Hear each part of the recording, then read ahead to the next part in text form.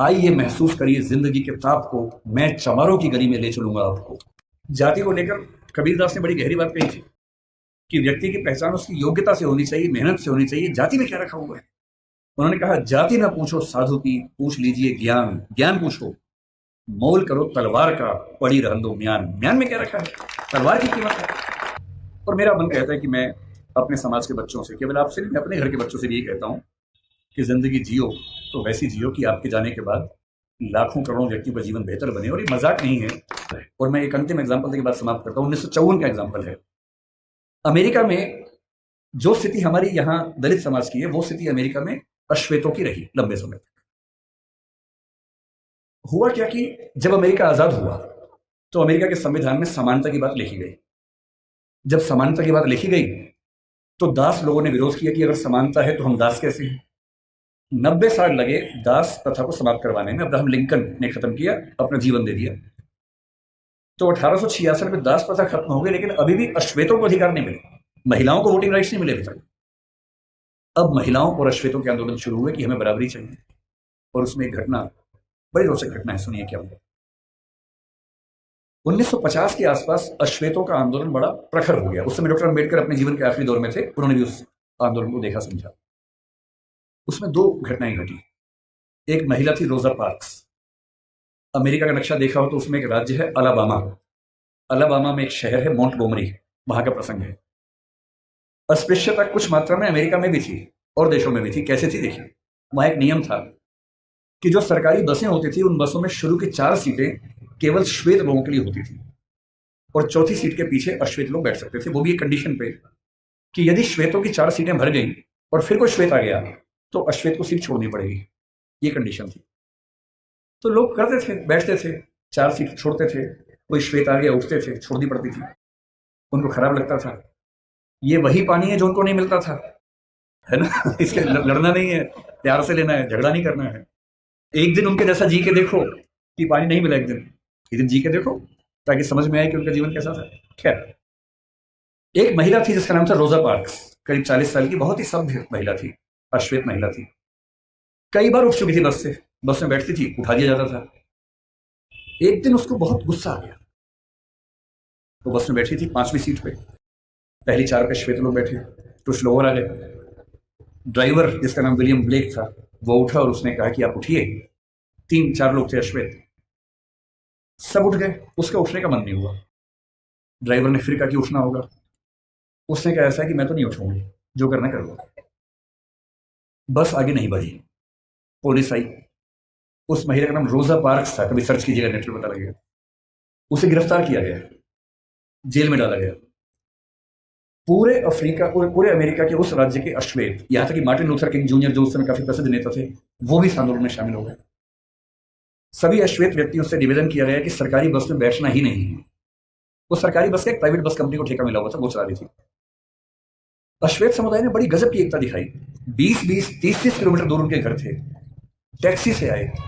अश्वेत taxi वालों ने बस के बराबर किराए में टैक्सियां चलाई, लेकिन बस में नहीं बैठे। 1 दिन, 2 दिन, 3 दिन, होते होते 381 दिन आंदोलन चला। 381 दिन, 1 साल से ज्यादा कोई बस में नहीं बैठा। और अंत में अमेरिका के सुप्रीम कोर्ट को इस कानून को खारिज करना पड़ा जिसमें अश्वेत बैठ नहीं सकते थे। और वहां उस आंदोलन की समाप्ति हुई। और अगर आपको लगता हो कि आपका जीवन खराब है, एक और घटना से अंतिम बात करके समझ लें। अमेरिका में जब समानता आई तो स्कूल शुरू हुए। अश्वेत बच्चे बोले हम भी स्कूल जाएंगे। कुछ कुछ अम्बेडकर जी की याद आपको आएगी इस घटना से। अब अश्वेत बच्चे स्कूल जाएंगे, ये तो वहां के संविधान में लिखा हुआ था। तो वहां की सरकारों ने क्या रास्ता निकाला, कुछ स्कूल श्वेतों के लिए, कुछ अश्वेतों के लिए बना दिए। मामला सुप्रीम कोर्ट में गया कि भैया क्या समानता है, हम भी उसी स्कूल में पढ़ेंगे। तो सुप्रीम कोर्ट ने फैसला दिया कि नहीं, समानता का मतलब सिर्फ इतना है कि आपको स्कूल मिलेगा, अच्छी गुणवत्ता का मिलेगा, लेकिन अगर अलग अलग स्कूल है तो इसमें कोई दिक्कत नहीं है। तो यह व्यवस्था ठीक है कि अश्वेतों का स्कूल अलग, श्वेतों का स्कूल अलग।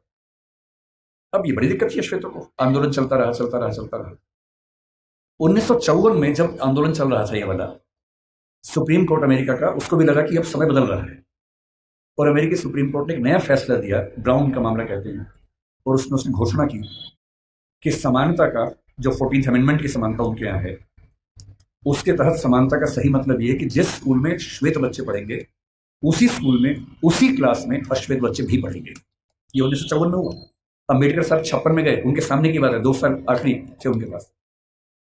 अब जब ये हुआ तो अमेरिका में हंगामा हो गया। श्वेत समुदायों ने इतना हंगामा किया, अपने शहर तक बदल लिए ताकि एक ऐसी जगह जाके रहें जहां केवल श्वेत लोग रहते हैं, उनके स्कूल में केवल श्वेत लोग पढ़ें। अब अश्वेत बच्चे स्कूल में कैसे जाएंगे? तो हुआ कि जो बस जाती है स्कूल की श्वेत बच्चों की, उसमें अश्वेत बच्चे भी जाएंगे। और मैंने वो कहानियां पढ़ी हैं विस्तार में। जब पहली बार अश्वेत बच्चे श्वेत बच्चों के साथ स्कूल में गए, उस बस को घेर कर पुलिस की कम से कम 10 गाड़ियां आगे पीछे चल रही थी, क्योंकि किसी भी तरफ से हमला हो सकता था, गोलियां चल सकती थी, बच्चों की हत्या हो सकती थी। और बहुत भारी संख्या में पुलिस बस के साथ साथ स्कूल के अंदर, स्कूल के बाहर खड़ी होती थी। बहुत प्रसिद्ध विचारक हुए सफदर हाशमी, उन्होंने मजदूर समाज के लिए एक बात कही थी जो मैं आपको कह रहा हूं। उन्होंने एक गीत लिखा कि शिक्षा से ही बदलाव हो पाएगा।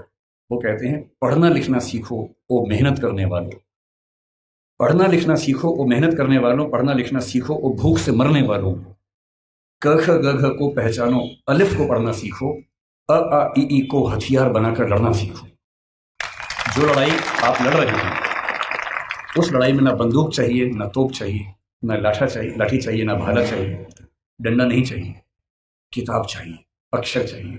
और पढ़ना क्या है? हर चीज पढ़नी है। संविधान को घोट लेना है ताकि आपको पता रहे क्या अधिकार है। कानून को ठीक से पढ़ना है, सीआरपीसी आईपीसी को ठीक से पढ़ना है ताकि कोई आपके खिलाफ ज्यादती ना कर सके।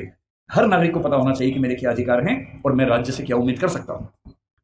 साहित्य भी पढ़ना है और वो साहित्य देखना है जो साहित्य आम आदमी के पक्ष में है, वो साहित्य नहीं जो भव्य इमारतों के बारे में है। अदम गोंडवी जैसे साहित्यकार को पढ़ना है, कबीरदास को पढ़ना है जो समाज के आम व्यक्ति की जिंदगी को ठीक से समझता है, समझाता है। अदम गोंडवी ने आपके समाज के एक छोटे हिस्से के बारे में इतनी गहरी कविता लिखी, आइए महसूस करिए जिंदगी के ताप को, मैं चमारों की गली में ले चलूंगा आपको। ऐसा साहित्य पढ़ना है जो साहित्य समाज के उन वर्गों के बारे में है जिन्होंने जिंदगी की तलखी को, बुराइयों को, संघर्षों को सबसे ज्यादा सहन किया है, उनको पढ़ना है। तकनीक को पढ़ना है। डॉक्टर साहब ने कहा था कि जो समाज विज्ञान नहीं पढ़ता, ज्योतिबा जी ने भी कहा था, जो समाज विज्ञान नहीं पढ़ता वो कभी आगे बढ़ ही नहीं सकता। विज्ञान पढ़िए, तकनीक पढ़िए, आर्टिफिशियल इंटेलिजेंस पढ़िए, जो भी नई चीजें हैं जिनसे भविष्य में विकास होगा उन सब में पढ़ाई करनी है। और जितना पढ़ने के बाद आगे बढ़ेंगे, बस ध्यान रखना है आगे सिर्फ आप नहीं बढ़े हैं, आपका समाज आपके साथ आगे बढ़े, ये आपकी नैतिक जिम्मेदारी है।